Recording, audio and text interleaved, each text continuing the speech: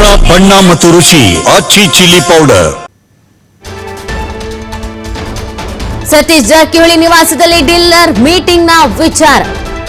CM ಕಾನೂನು ಸಲಹೆಗಾರ ಪೊನ್ನಣ್ಣ ಪ್ರತಿಕ್ರಿಯಿಸಿದ್ದಾರೆ. ಡಿನ್ನರ್ ಮೀಟಿಂಗ್ನಲ್ಲಿ ರಾಜಕೀಯ ಬಗ್ಗೆ ಏನು ಚರ್ಚೆನೇ ಆಗಿಲ್ಲ. ಅಧಿವೇಶನದ ನಂತರ ಪಕ್ಷ ಬಲಪಡಿಸುವ ಬಗ್ಗೆ ಚರ್ಚೆ ಆಯಿತು.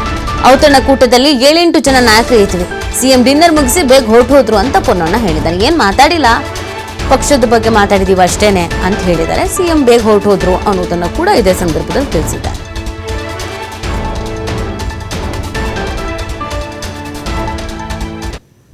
ಡಿನ್ನರ್ ಆಯಿತು, ತಡವಾಗಿ ಬಂದರು. ಯಾಕಂದರೆ ಕ್ಯಾಬಿನೆಟ್ ಇತ್ತಲ್ಲ, ಮತ್ತು ಚೀಫ್ ಮಿನಿಸ್ಟರ್ ಅವರು ಬರೀ ಒಂದು ಸ್ವಲ್ಪ ಸೂಪ್ ಕುಡ್ಬಿಟ್ಟು ಹೊರಟೋದ್ರು. ಯಾಕಂದರೆ ಅವ್ರಿಗೆ ಆರೋಗ್ಯ ಕೂಡ ಸರಿ ಇದೆ.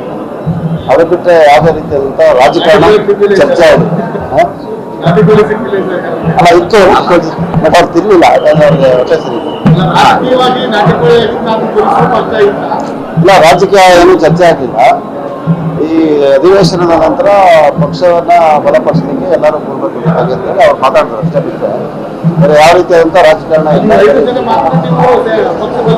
ಇಲ್ಲ ಅವರೆಲ್ಲ ಸರ್ DCM ಅವರು ನಮ್ಮ ಪಕ್ಷದ ಅಧ್ಯಕ್ಷರಿದ್ದಾರೆ. ಅವ್ರನ್ನ ಸೇರಿಸ್ಕೊಂಡು ಎಲ್ಲರೂ ಮಾತಾಡಬೇಕು.